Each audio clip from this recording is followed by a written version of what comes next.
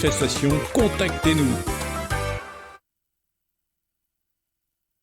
Nathalie Morin, bonjour. Bonjour.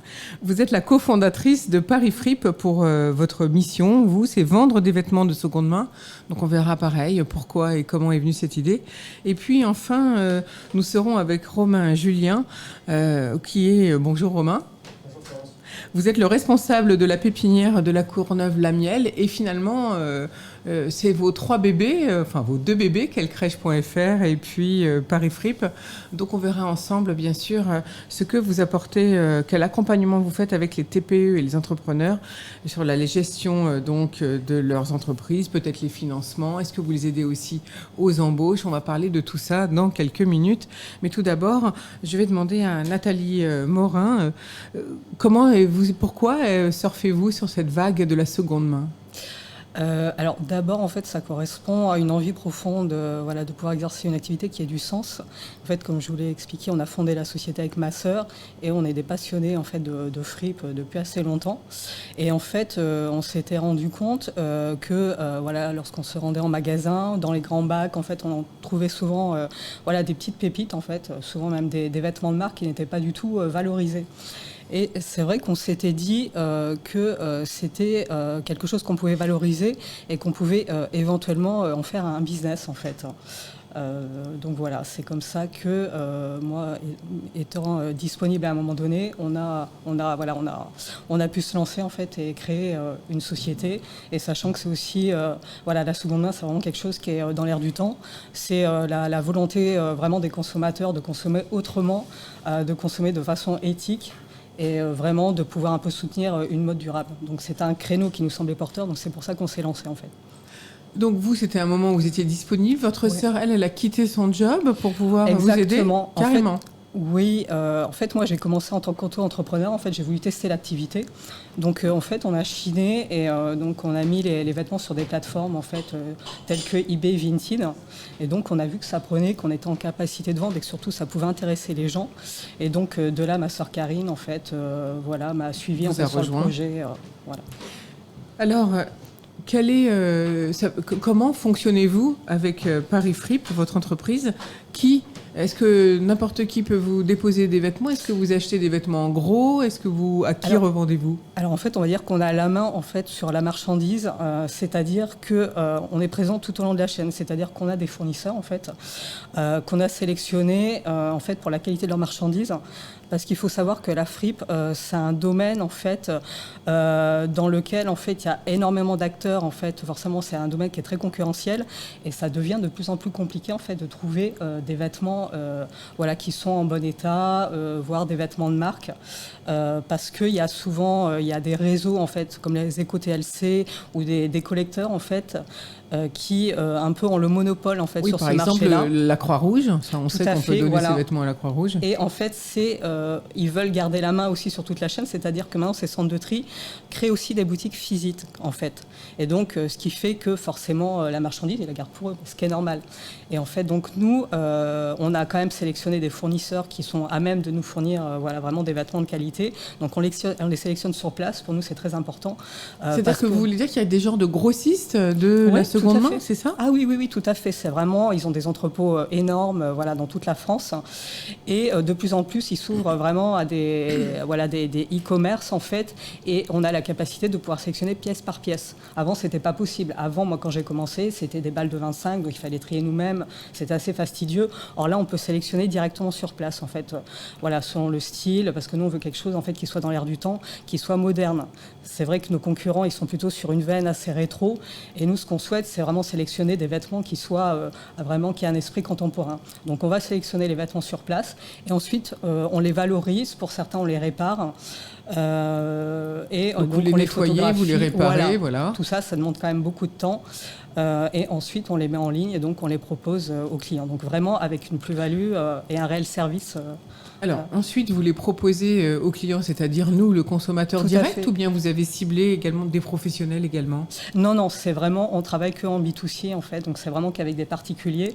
Moi, quand j'ai commencé, par exemple, ce qui était flagrant, j'avais une clientèle dite de village. C'est-à-dire, c'est des gens qui n'ont pas accès aux friperies, vous citiez Emmaüs, par exemple, des petites boutiques comme ça, qui sont assez loin de cette offre-là, et donc du coup, on les retrouve sur Internet, voilà, pour pouvoir accéder à cette offre de seconde main.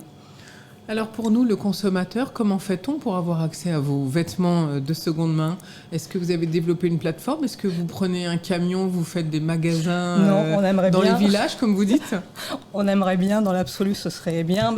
On commence à tester des formes de pop-up, en fait, des petites boutiques éphémères, parce que voilà, il y a une de nos problématiques, en fait, c'est de pouvoir rassurer les gens, en fait, sur ce qu'on propose, parce que le e-commerce, en fait, on propose une forme dématérialisée, en fait, d'offres, et ça fait peur, en fait, vraiment aux acheteurs.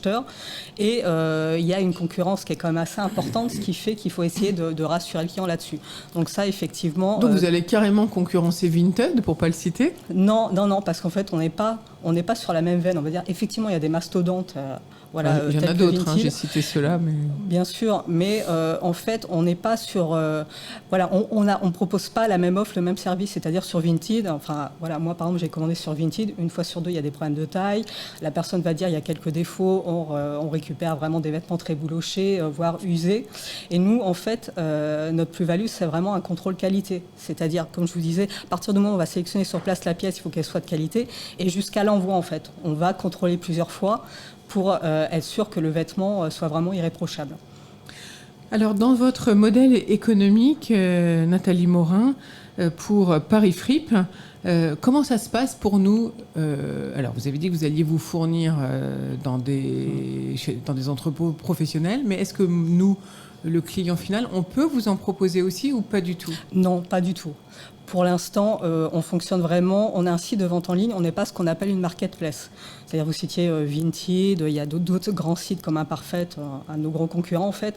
Eux, ce sont des marketplaces, c'est-à-dire que eux n'interagissent pas en fait dans la transaction, on va dire. C'est vraiment une offre de particulier à particulier. Donc nous, pour l'instant, on n'est pas sur ce créneau-là. Peut-être dans l'avenir, parce que comme je vous disais, il y a une problématique de trouver des vêtements de qualité et ça peut être une solution. Mais pour l'instant, en fait, on essaie de développer notre marque, je dirais, est vraiment notre site selon une certaine philosophie, en proposant des visuels, des choses qui soient assez esthétiques par rapport à ces mastodontes où chaque particulier met une photo, il y a des ombres, enfin voilà, c'est pas forcément de qualité. Donc nous, on est plutôt dans une optique où vraiment d'essayer de se différencier, donc à la fois en faisant, en proposant à la vente des vêtements dans un esprit moderne et aussi avec des visuels de qualité. Par exemple, on fait aussi des séances photos avec des modèles, en fait, parce que les gens aiment bien visualiser ce qui est porté. Et tout ça, c'est vraiment pour proposer un esthétisme par rapport à la seconde main. Alors, la plateforme, votre plateforme, c'est parisfripe.fr, on est bien d'accord, .com, pardon. Ouais. Est-ce que vous allez aussi vous adresser aux créateurs de mode? Presque quelquefois, on voit bien que les créateurs ont des stocks d'invendus. Est-ce que là, par contre, ça peut vous intéresser si nous, le particulier, on ne peut pas vous proposer nos vêtements? Alors, je dirais que pour l'instant, pour avoir testé, en fait, pas forcément des créateurs de mode, mais on va dire des grandes enseignes, on va dire type Match, je ne sais pas si on peut vraiment les citer, par exemple, c'est des marques qui sont encore frileuses, en fait. Alors, nous, peut-être parce qu'on est encore une petite entreprise, en fait, mais disons qu'ils veulent contrôler un petit peu, si vous voulez, le réemploi de leurs vêtements. Donc, en fait, ce sont des enseignes qui vont proposer, par exemple, à leurs clients des bancs d'achat pour que les clients ensuite ramènent leurs vêtements, en fait. Mais pour l'instant, ils ne s'ouvrent pas vraiment à des structures telles que la nôtre, par exemple. Pour l'instant, ce n'est pas encore rentré dans l'esprit Non, mais je pense que ce sera amené de plus en plus à se croiser. Nous, il faut vraiment qu'on soit force de proposition par rapport à ça. Mais c'est des secteurs qui sont de plus en plus perméables, quoi. Nous, on n'est pas du tout dans l'optique de faire la guerre à la fast fashion, parce que d'une part, c'est ce qui nous nourrit, c'est les vêtements qu'on récupère. Et ce sont des secteurs qui sont vraiment en train de bouger énormément par rapport à toute cette culture de la mode durable, en fait. Si vous vous intéressez, votre clientèle, c'est le grand public, on l'a bien compris, vous n'allez pas vers d'autres professionnels. Donc il y a un gros travail de communication, j'imagine, c'est vos besoins. Oui, oui, oui. En termes de visibilité, en fait, on a un site sur Shopify, donc on a travaillé avec une équipe de marketing digital vraiment au niveau du référencement naturel et du référencement payant. Mais voilà, on a été créé depuis peu et c'est vrai qu'en termes de visibilité, c'est quelque chose qui demande du temps, qui demande aussi un certain coût financier. Voilà, mais sur Internet, voilà, on sait que ça, c'est quelque chose qui est compliqué.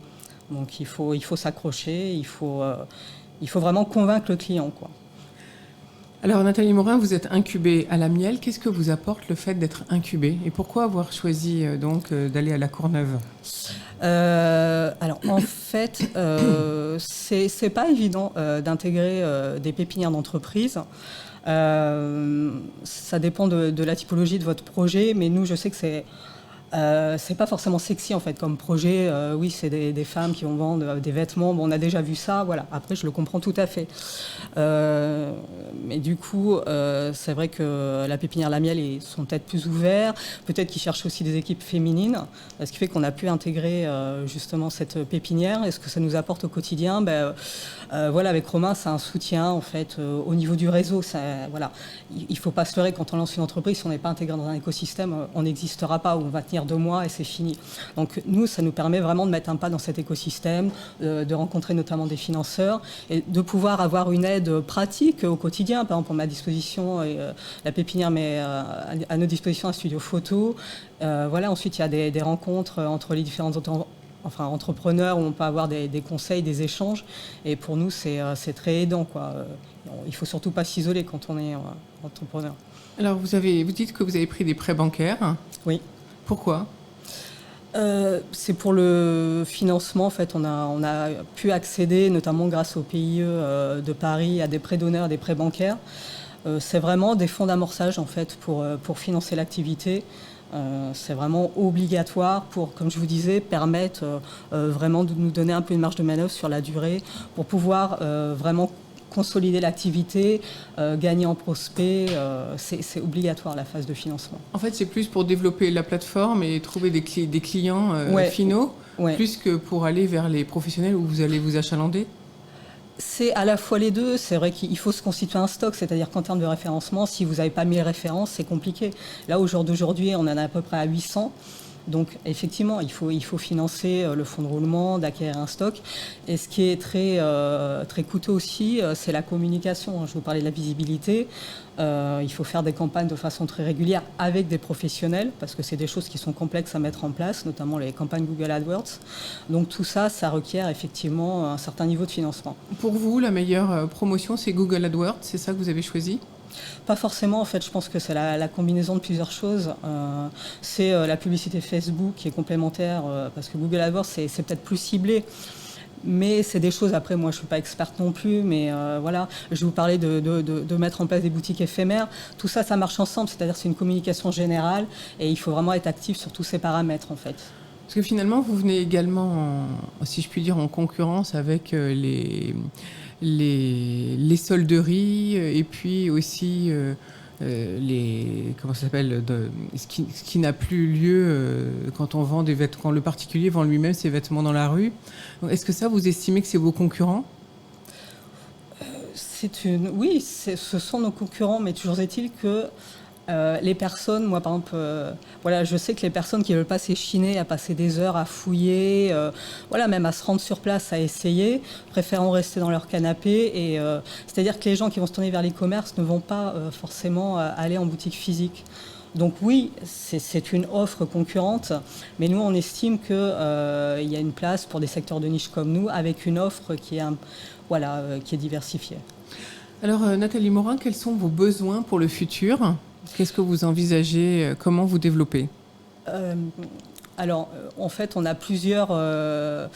Alors, ce dont on a besoin, comme je vous disais, c'est de pouvoir sortir un peu de cette phase d'amorçage, de survie. Donc, inévitablement, on a besoin d'avoir accès à certains financements. On a forcément besoin d'avoir accès à des ressources humaines, c'est-à-dire qu'on a une activité qui nécessite vraiment beaucoup de fonctions support. Il y a l'entretien, il y a le repassage, il y a la mise en ligne. C'est coûteux en temps.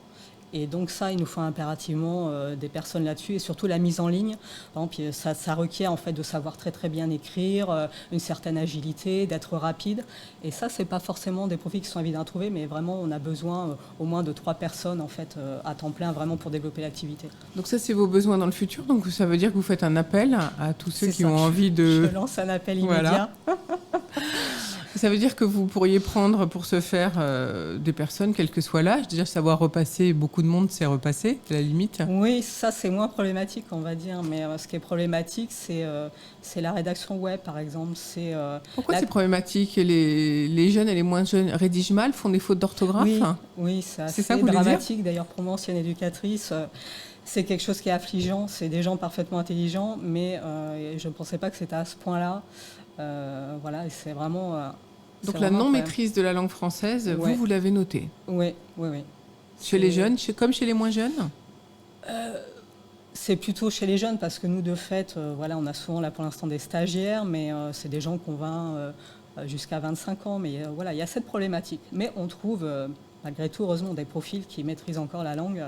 Voilà. Et après, il y a aussi la fonction sur les réseaux sociaux où ça nécessite d'être agile, en fait, de savoir écrire aussi de fait, mais de savoir interagir, d'être autonome. Voilà, donc ça c'est... Alors tout à l'heure, on parlait donc de votre début d'activité et d'aller dans les villages. Est-ce que le fait d'avoir une boutique en camion, un petit store, pop-up store en camion, c'est dans vos idées pour sillonner la France éventuellement? Une sorte de food truck.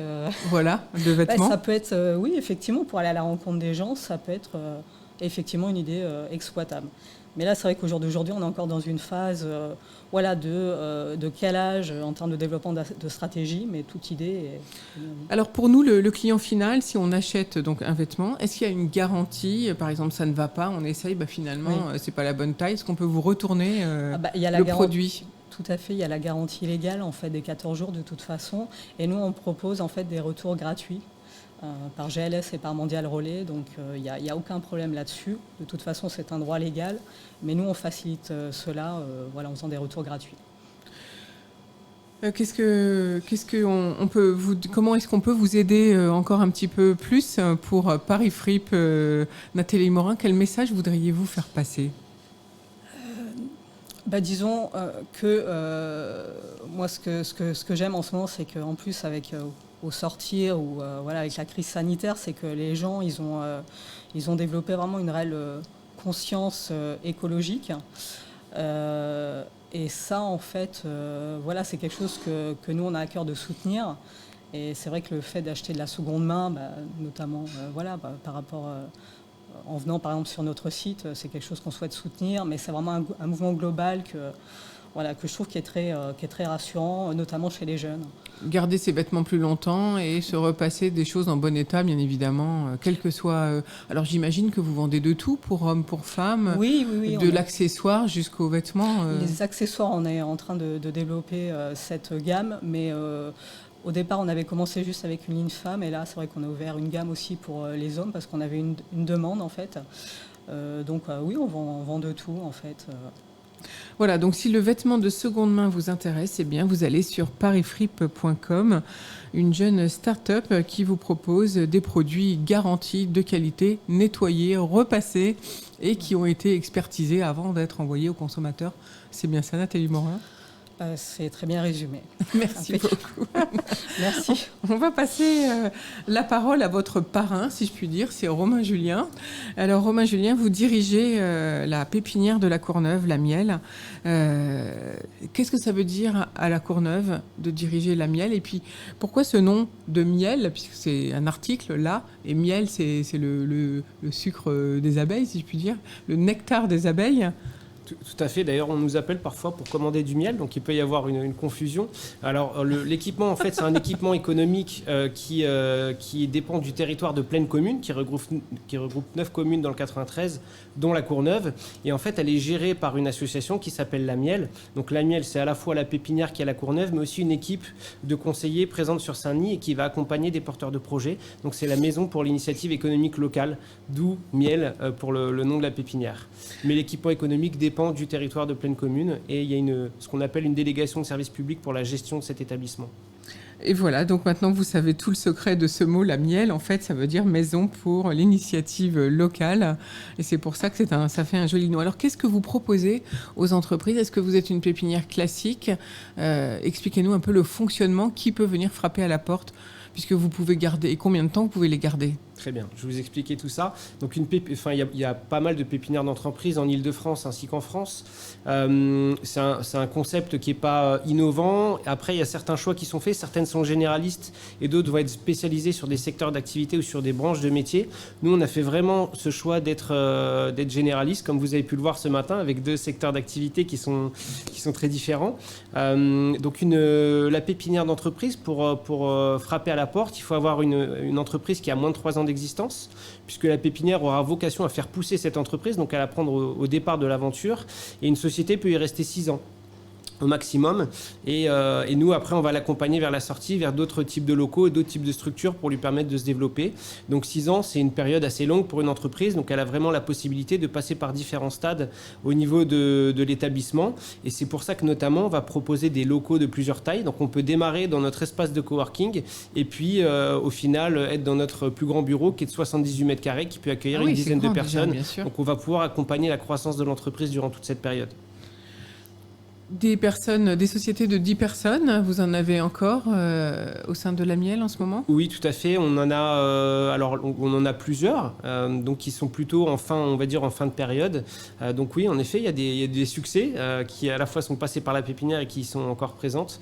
Et donc on a la chance de pouvoir encore les accueillir. À un moment donné, il va falloir aussi qu'elles puissent basculer sur une autre solution, à la fois pour des questions de logistique et puis de croissance et d'autres problématiques. Alors, quels sont les tarifs? Combien ça coûte pour une entreprise d'être adhérent à la pépinière de la Miel? Oui, alors il faut savoir qu'il y a différents modèles sur les pépinières et les incubateurs. Certains vont participer au capital de la société, d'autres vont prendre des royalties en fait sur le chiffre d'affaires. Nous, ça va s'arrêter uniquement à un loyer. Et donc ce loyer, il dépend à la fois de la surface que vous utilisez et du nombre d'années que vous occupez ce local à la pépinière. Donc, prendre un exemple très concret, un petit bureau de 15 mètres carrés, qui est souvent ce qui est très demandé au démarrage de l'entreprise, va vous coûter 325 € par mois, hors taxe, avec charge. Et dedans, il va y avoir tout un tas de services. Donc c'est non seulement votre bureau, mais vous allez pouvoir accéder à une salle à fond vert pour faire des séances photos. Vous allez pouvoir accéder à une grande salle de réunion. Il y a un accueil qui va prendre à la fois votre courrier et recevoir d'éventuels clients ou visiteurs si vous n'êtes pas encore arrivé à votre rendez-vous. Donc c'est plus qu'une mise à disposition de locaux derrière.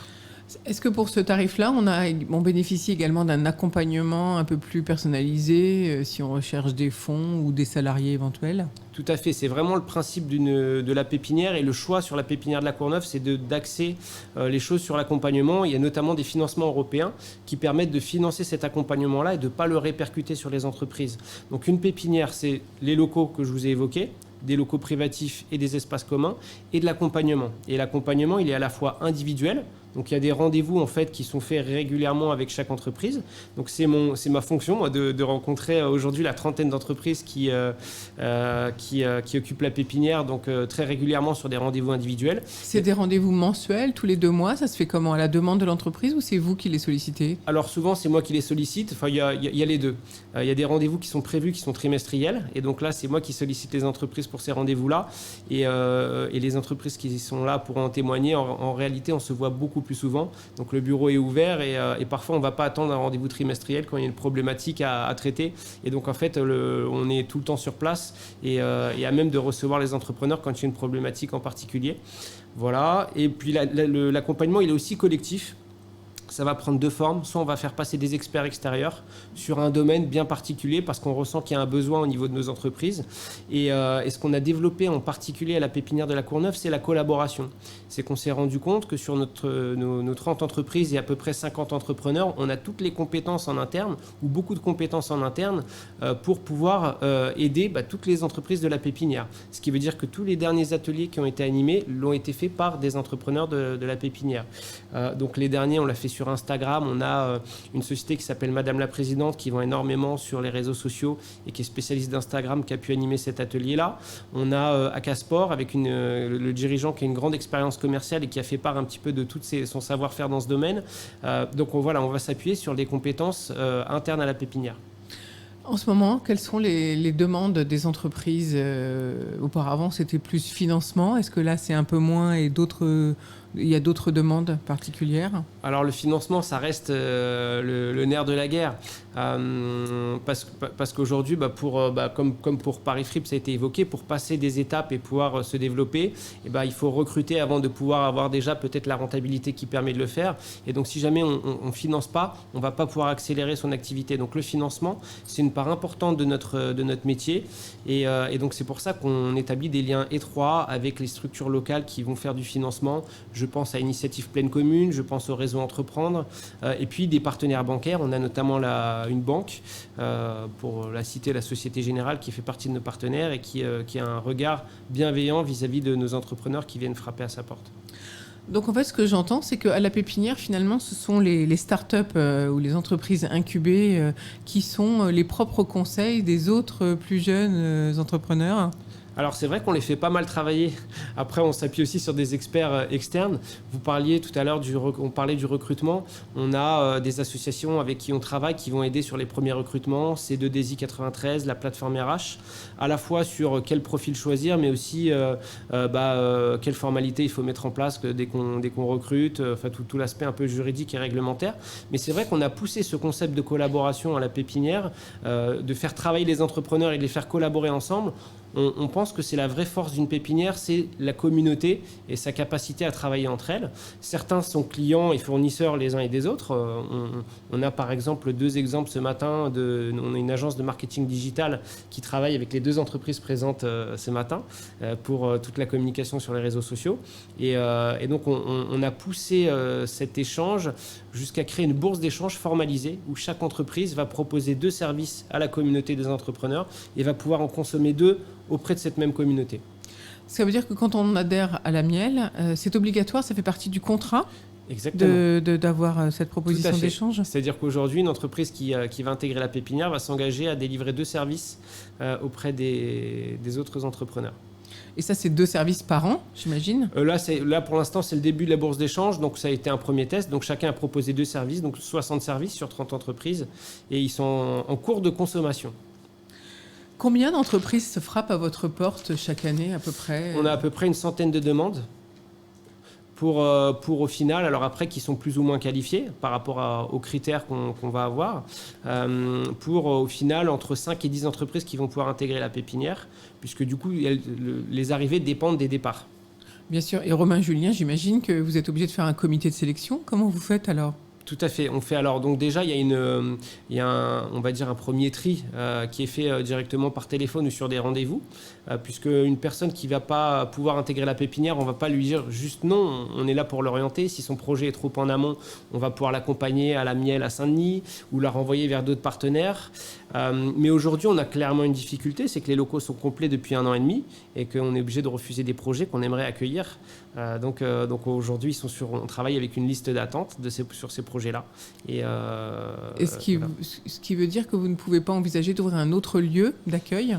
Il y a des initiatives qui sont en cours sur la zone, notamment pour créer un hôtel d'entreprise, puisqu'on a une problématique à l'entrée et une problématique à la sortie. C'est-à-dire qu'une fois que nos entreprises doivent quitter la pépinière, le nid un petit peu, elles ont cette habitude d'être en communauté avec d'autres entreprises et sont en recherche notamment d'hôtels d'entreprise où elles peuvent retrouver un peu cet aspect communautaire d'entrepreneur.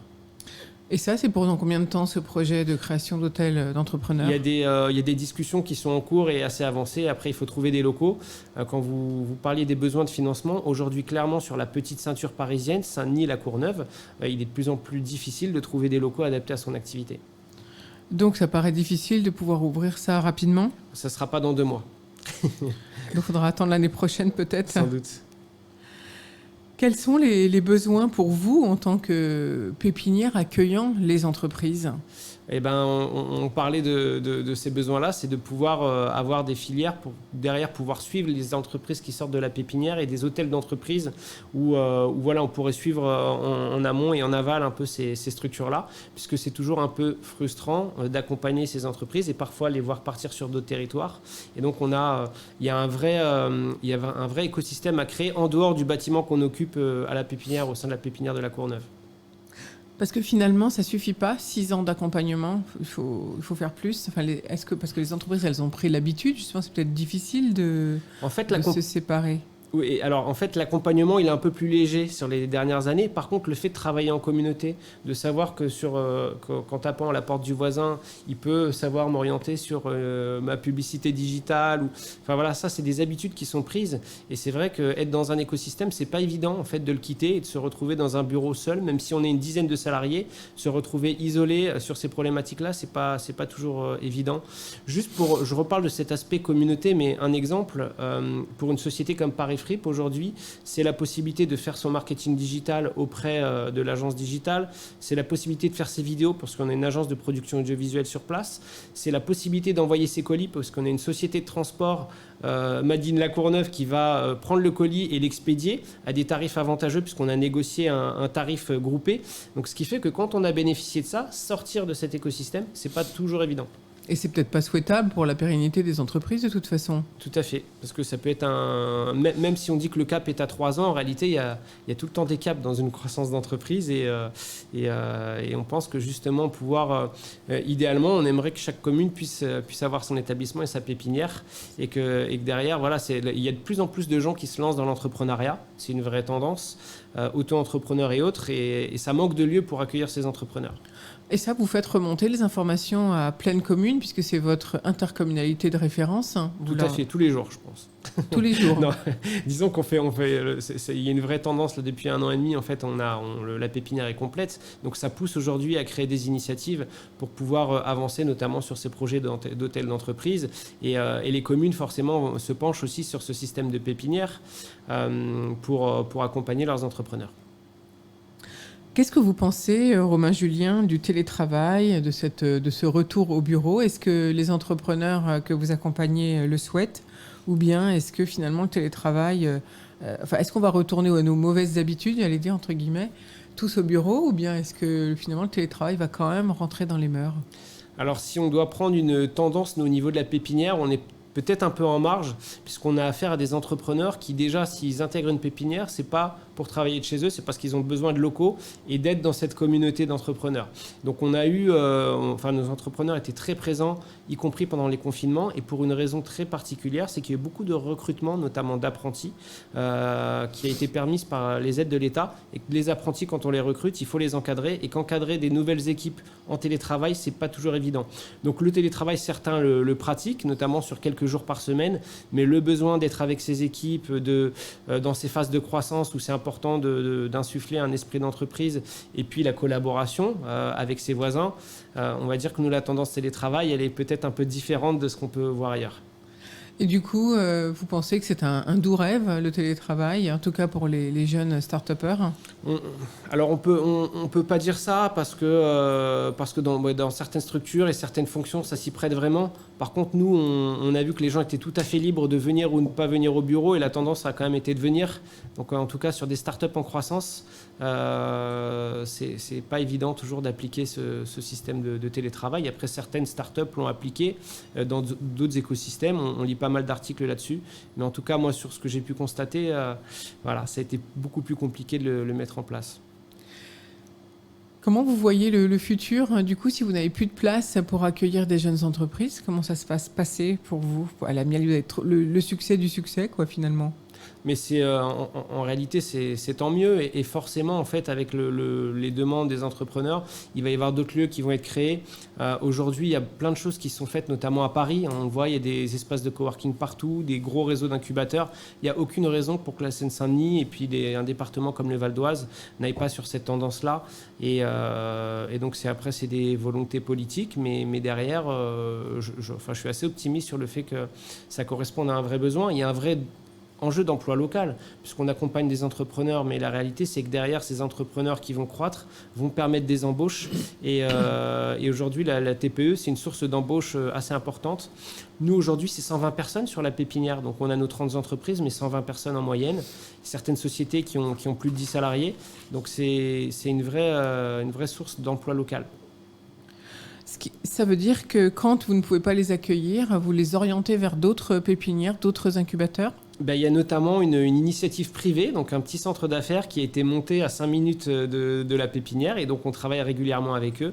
Et donc on oriente des projets qu'on ne peut pas forcément intégrer nous, par rapport à certains critères aussi qu'on a, puisqu'on va regarder vraiment le potentiel de développement de l'entreprise pour justement créer des emplois. Et donc on travaille main dans la main avec ce centre d'affaires qui a été créé. Et s'il a été créé, c'est que c'est un signe de dynamisme du territoire sur lequel on est implanté. Notre particularité, c'est qu'on est au sein de la Cité des 4000 à La Courneuve, donc qui n'est pas toujours mis en avant pour son dynamisme économique. Et pourtant, aujourd'hui, il y a tout un tas d'entreprises qui sont prêtes à s'y implanter. Donc la Cité des 4000, oui, il faut en parler, c'est important ce que vous venez de dire, parce qu'effectivement, c'est jusqu'à présent, c'était pas une référence positive. Et donc ça, c'est bien de le souligner, que là, il y a des porteurs de projets. Alors, il y a à la fois des porteurs de projets et des talents en fait qui sont sur place. Et donc, nous, c'est ce qu'on essaye de mettre en avant auprès des entreprises aussi, c'est qu'en venant à la pépinière de La Courneuve, ils pourront trouver des ressources humaines adaptées à leurs besoins. Et voilà, et des entrepreneurs aussi. Beaucoup d'entrepreneurs aujourd'hui, on a de plus en plus de Courneuviens qui sont présents à la pépinière. Comment vous faites votre sélection, puisque vous dites que vous avez 100 demandes et vous n'en prenez que 5 à 10 par an, c'est drastique. C'est vrai. En fait, nous, ce que je vous disais, c'est qu'on va regarder le potentiel de développement de l'entreprise. Donc une personne qui déjà va se lancer pour son compte, un consultant qui sera amené à travailler tout seul pendant 3-4 ans, va être hors de notre cible. Donc on va vraiment regarder le potentiel de création d'emplois et on va regarder aussi toujours l'aspect un peu innovant de l'entreprise. On ne demande pas une innovation technologique, mais comment le dirigeant voit les choses un petit peu autrement. Vous l'avez vu au travers des 2 cas ce matin, de Paris Fripe et de Quelle Crèche. Ils innovent dans leur domaine, et donc on sait que sur des marchés très concurrentiels, il faut avoir un œil un peu différent, et donc ça, c'est un regard qu'on aura de façon importante, et potentiel de développement économique. Le parcours des dirigeants aussi, il faut qu'il y ait une cohésion entre leur parcours et la création de leur société. Bien sûr, au moment de la sélection, on va demander un business plan, donc on constitue notamment le prévisionnel avec eux avant de présenter le dossier devant le comité de sélection. Est-ce que les entrepreneurs ont toujours un business plan ou un modèle économique viable, ou est-ce qu'ils n'arrivent pas à le faire ? On les aide pas mal sur cette phase-là. C'est très variable en fait en fonction des entrepreneurs, mais c'est vrai qu'il y a un accompagnement au moment de la candidature aussi, puisque nous on mise sur ces entrepreneurs-là, donc on donne du temps au moment de l'entrée aussi, parce qu'on sait que derrière, il y aura un retour positif pour la pépinière. Merci Romain Julien, on a bien compris comment on pouvait venir frapper à la porte de La Courneuve et pourquoi. Par contre, effectivement, 100 demandes pour 5 à 10 places par an, ça laisse peu d'élus, mais heureusement, comme vous l'avez dit, il y a ce centre d'affaires ou d'autres incubateurs ou pépinières vers lesquels vous pouvez les faire adhérer. En tout cas, à très bientôt et très bonne journée. Merci à vous, bonne journée.